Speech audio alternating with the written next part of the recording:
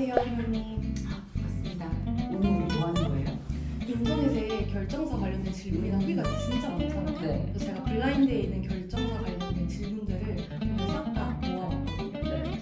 그리고 현경님께서 답변 한번 해주시면 좋을 것 같아요. 제가 리스트를 먼저 한번 드릴게요. 네.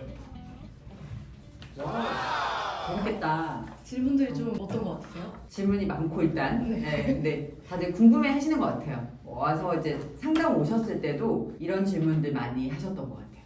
블라인드에서 제가 결정사 검색해봤을 때 네. 관련된 글이 한 23,000개 정도 있더라고요. 그래서 그 중에 가장 많이 나왔던 질문들을 제가 골라왔는데 그 중에 하나가 업체가 너무 많은데 도대체 뭘 보고 골라야 되냐. 결정사가 약 1,000개 정도 있는데 과연 소비자는 어떤 기준으로 나한테 맞는 결정사를 골라야 될지. 네. 현경님 의견은 어떠신가요? 그러니까 국내 등록된 결혼정보에서 1,000개 정도 되죠, 그죠? 국제까지 하면 더 많아요. 한 10배 정도 있는데 그러니까 어떤 회사가 꼭 좋다 나쁘다로 나눌 수는 없는 것 같고 본인에게 맞는 회사를 잘 찾는 게 중요해요. 일반 그냥 결혼정보회사가 있고 노블사라고 불리는 게 크게 카테고리는 두 개로 나뉘어지는 것 같고 거기에서 이제 조금 가볍게 어플이나 이렇게 같이 온라인으로 하는 곳들이 그렇게 좀 있는 것 같은데 보통 회사들 홈페이지 가보면 본인 회사들을 이렇게 키워드로 이렇게 크게 나눠놔요. 전문직 상류층 막 이런 식으로 나누는 것들도 있고 아니면 뭐 성원수, 업력 이런 걸로 나누는 것들도 있고 한데 홈페이지 자체에 회사가 가는 방향이나 그 지나온 히스토리나 이런 부분들을 상세히 이렇게 좀 오픈하는 것들이 많지 않은 것 같아요. 홈페이지들을 조금 잘 보시고 제일 중요한 건 그 회사의 시스템 안에서 나에게 맞는 사람을 잘 소개해 줄 수 있는지 보통 이제 상담할 때 초반에 얘기했던 부분들이 매칭해서 잘 이어지는지 내가 그만큼 적합한 서비스를 받을 수 있는지 이 부분을 확인하시는 게 가장 중요한 것 같아요.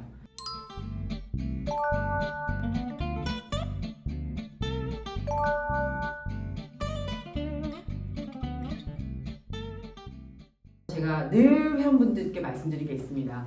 초반에 뭐 다 된다고 해요. 소개 다 해드린다고 하고 근데 실제로 매칭에 들어가서 그렇게 못 만나는 경우들 그때 이제 조금 불만족들이 나오는 것 같아요. 내가 원하는 이성상을 얘기했을 때 다 해준다 이런 곳은 조금 피하시는 게 좋을 것 같고요. 내가 원하는 이성상에 나도 맞는 이성상인지 그 부분들을 좀 잘 조율해주는 곳인지 이걸 보는 게 가장 중요하신 것 같아요. 어플이랑 다른 점은 중간에 매니저가 있고 소통을 해주고 피드백해주고 역할을 어떤 부분을 해준다는 게 가장 큰 차이점 같거든요. 그러니까 그 부분이 얼마큼 잘 이루어지는지를 보셔야 될 것 같아요.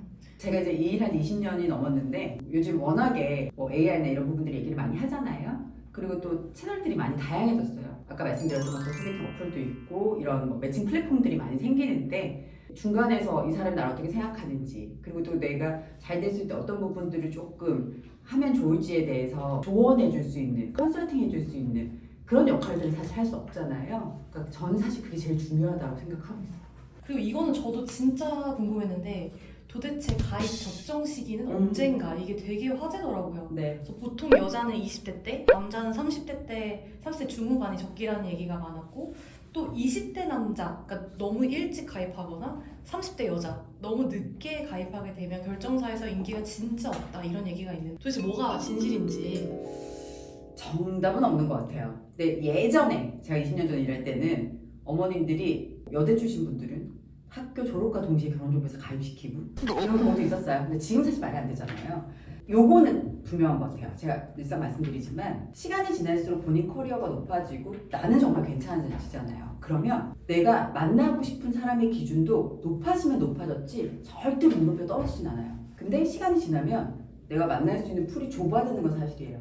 그렇기 때문에 어려워지는 거거든요. 지금 보면 조금 트렌드가 바뀌었다고 느껴요. 당장 결혼이 아니고요. 괜찮은 사람하고 연애를 하고 그 연애를 충분히 잘해서 결혼까지 잘 이어질 수 있는 사람 만나고 싶어 하시는 것 같아요. 저희 같은 경우에는 20대 중반부터 여성분들 오시고 남성분도 20대 후반도 가끔 있고요. 그리고 이제 30대 초중반 분들이 가장 많은 이왕이면 내가 원하는 사람을 충분히 알아보는 시간도 가지고 또 좋은 연애를 하기 위해서는 우리 흔히 말하는 정년기가 지났을 때보다는 본인이 어느 정도 사회생활을 하고 안정됐다 생각하는 그 시기에 선택하시는 게 좋을 것 같아요. 그러니까 진짜 결혼 나 3개월 뒤에 결혼할 거야 맞아요. 이렇게 네. 오기보다는 좋은 네. 사람을 만나서 알아보고 결혼까지 네. 가야지 하는 마음이 들었을 때 오는 게 그렇죠. 좋겠네요. 우리가 20살에 만나가지고 아무리 뜨겁게 사랑해도 결혼 생각하지 않잖아요. 내가 맞는 타이밍이 있는 것 같아요. 그래서 어느 정도 사회생활을 하고 안정적으로 누군가를 만나겠다 생각이 들었을 때 그때가 본인한테 맞는 타이밍인 것 같아요.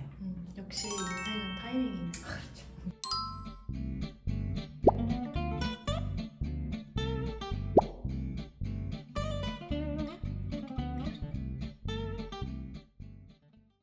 그 다음에 매칭에 대한 질문. 가입하고 나면 매칭이 어떤 식으로 이루어지는 건지, 그리고 이제 후기 중에 푸사기 당했다는 썰이 진짜 많더라고요. 너무 예뻐가지고 허락을 했는데, 혹은 너무 잘생겨서 허락해서 네. 나갔는데 맞아요. 만남 장소에서 누군지 못 알아볼 정도였다. 네. 그 얘기가 되게 많은데 실제로 현실은 어떠한 건지 궁금합니다. 매칭 어떻게 되는지 궁금하시잖아요. 보통 회사들이 매칭 주기가 있어요. 2주 정도 텀으로 프로필을 드리고 그래서 본인이 예스를 해요. 근데 상대가 거절해요. 그래도 2주 뒤에 또 프로필을 받아요. 이번에는 나는 뭐 내가 거절할 수도 있고 상대가 거절할 수도 있잖아요. 그렇게 해서 못 만나고 지나간 날들이 있더라고요. 사실은 만나야지 어떤 것들이 이제 이어질 수 있는데 실제 만남도 안 되면 이거는 의미가 없잖아요. 저희 같은 경우에는 그런 매칭 텀이 있는 게 아니고 실제 만남 기준으로 소개를 드리고 있거든요. 실제 우리가 무조건 만날 수 있다라는 기준으로 해서 이게 메이드가 안 되면 다음 프로필 빨리 소개드려서 만나실 수 있게 도와드리고 프로필만 받는 건 사실 의미가 없어요. 그건 서로 간의 시간만 이렇게 지연되는 거니까 그렇지 않게 해서 매칭 적중률을 높이고 있어요.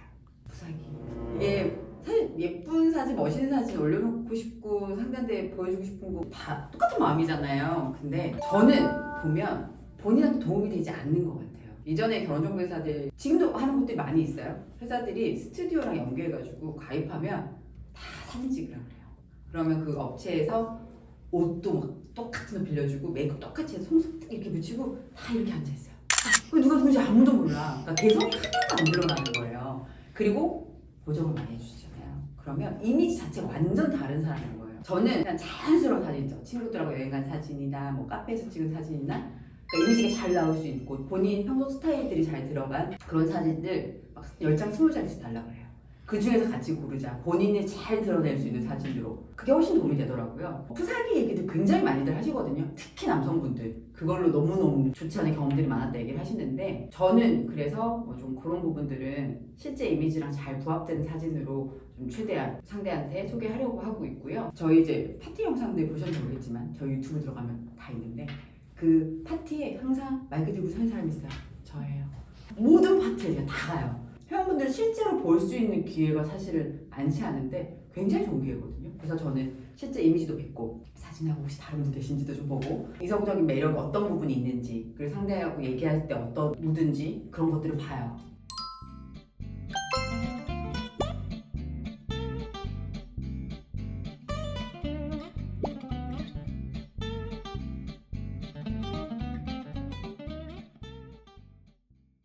하나 더 궁금한 네. 게 있었는데 이건 너무 보편적 얘기라고 저는 생각하거든요. 네. 남자는 경제력, 여자는 외모, 나이가 제일 중요한 스펙이다. 네. 근데 이거 진짜 그런지 보편적으로 상황이 어떤지 궁금합니다. 맞는 것 같은데요.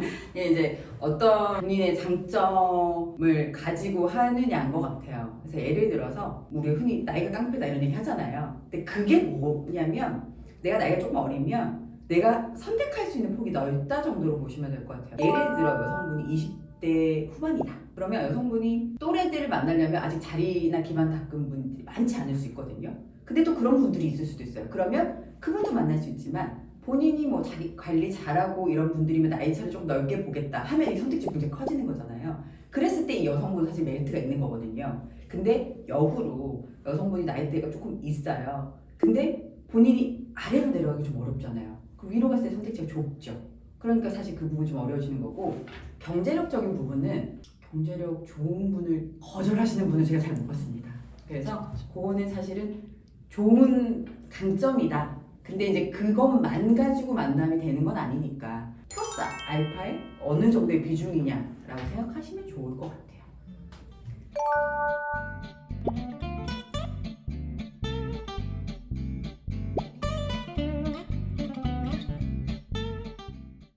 그러면 이제 마지막 질문인데 제가 조금 보고 웃겼던 질문이 있었어요. 네. 거기에 찐따만 하는 게 결정사다. 네. 진짜 괜찮은 사람들은 결정사까지 안 오고 네. 밖에서 다 만난다. 이런 의견의 댓글도 진짜 네네. 많은데 혹시 어떻게 생각하시나요? 그 생각하실 수 있죠. 왜냐면 사람을 만나는 채널로 보시는 거니까 기회가 없을 때 오시는 분들 분명히 있죠. 근데 저는 항상 말씀드려요. 밖에서도 안 되시는데 저희 쪽에 온다고 사람을 이렇게 뚝딱 만들어 소개하는 거 아니잖아요. 그러니까 그거 좀 어렵죠. 이게 저희가 억지로 결론까지 내드릴 수는 없거든요. 저희가 좋은 분 소개하고 중간 역할을 하지만 사실은 남녀 사이의 케미는 본인들이 결정하시는 거잖아요. 어려우신 분들 사실 저는 진행하자고 말씀 안 드려요. 왜냐면 본인도 좋지 않은 경험일 거고 저희 쪽에서도 어려움들이 있기 때문에 좀 평가하는 이런 부분이 절대 아니라 서로 안에서 좋은 결과 만들 수 있겠다 했을 때 저희가 같이 결정을 하고 있어서 그거 말씀하셨던 부분 어떤 느낌인지 너무 잘 알겠는데 사실은 모든 분들이 다 진행되는 곳이 아니기 때문에 그거는 아니다라고 말씀 좀 드려보는 거고요. 사실 또 그렇지 않나요? 이 결혼정보회사는 검증하는 부분들이 있고 사진이나 이런 부분들 서로 오픈해서 만나는 거고 또 이제 비용이 있잖아요. 가입하는데 본인 능력이 없고 준비가 안 됐으면 사실은 진행을 할 수 없잖아요. 그러니까 그런 시각은 이제 좀 걷어주시면 좋을 것 같아요. 오늘 이 영상 자체가 결정사 나무 위키가 될 것 같아요. 감사합니다. 갑자기 오늘 시간 내주셔서 너무 감사합니다. 감사합니다.